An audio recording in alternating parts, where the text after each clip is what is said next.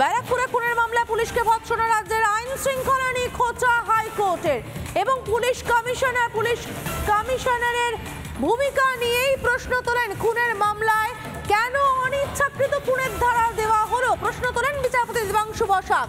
পুলিশের ভূমিকা নিয়ে বিস্ময় প্রকাশ করেন বিচারপতি। ব্যারাকপুর কমিশনারকে মেডেল দেওয়া উচিত এমনটাই মন্তব্য করেন বিচারপতি দেবাংশু বসাক। কেন এরকম মন্তব্য করলেন তিনি, কি পর্যবেক্ষণের প্রেক্ষিতে এই মন্তব্য আমরা জানবো। আমাদের সঙ্গে রয়েছেন অ্যাসিস্ট্যান্ট এডিটর ঈশান দেব চট্টোপাধ্যায়। ঈশান, দেখো সমাদৃতা, ব্যারাকপুর কমিশনারেটের যিনি পুলিশ কমিশনার অলোক রাজোরিয়া এবং তার সঙ্গে যে এই যে মামলাটি আজকে বিচারপতি দেবাংশু বসাকের বেঞ্চে এসেছিল, সেই মামলার যিনি তদন্তকারী অফিসার, এই দুজনকেই কিন্তু কটাক্ষ করেছেন বিচারপতি। এবং তিনি যে মন্তব্য করেছিলেন, যে কথা তুমি বলছো, যে তার পর্যবেক্ষণে এটাই এসেছে যে ব্যারাকপুরের পুলিশ কমিশনার এবং এই তদন্তকারী অফিসারকে মেডেল দেওয়া উচিত, এটা কিন্তু তিনি কটাক্ষ করে বলেন। তার কারণ বিচারপতি উল্লেখ করেন যে একজনকে ছাদ থেকে নিচে ফেলে দেওয়া হয়েছে এবং তারপরে তাকে পিটিয়ে মারা হয়েছে, এইরকম অভিযোগ উঠেছে।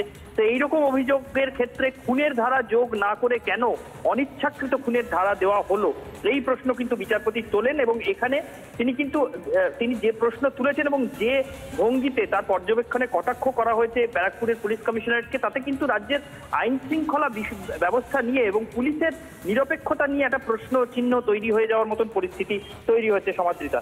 এবং সেখানে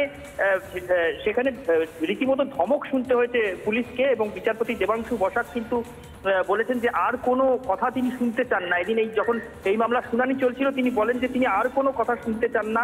আর কোনো কথা যদি পুলিশের তরফ থেকে বা রাজ্যের তরফ থেকে বলার চেষ্টা হয়, তাহলে প্রয়োজনে তিনি ডিজিকেও তলব করতে পারেন, এরকম মন্তব্যও কিন্তু বিচারপতির মুখ থেকে শোনা গিয়েছে। অর্থাৎ তিনি এতটাই বিরক্ত হয়েছেন এই মামলার তদন্তের গতি প্রকৃতি নিয়ে যে তাকে এইরকম মৌখিক পর্যবেক্ষণ শুনানির সময় করতে হয়েছে, এমনটাই কিন্তু আইনজীবী মহলের মত। এবং এই বিষয়ে আমরা কিন্তু আসামি পক্ষের যিনি আইনজীবী ছিলেন সেই কৌস্তব বাগচির সঙ্গে কথাও বলেছিলেন এবং তিনিও অস্বীকার করেননি যে বিষয়টি নিয়ে বিচারপতি অত্যন্ত বিরক্তি প্রকাশ করেছেন। সমাদৃতা, একেবারেই ধন্যবাদ ঈশান দেব। কৌস্তব বাগচির কথা বলছিল ঈশান দেব, আমরা শুনে নিই কৌস্তব বাগচি, আইনজীবী কৌস্তব বাগচি কি বলছেন।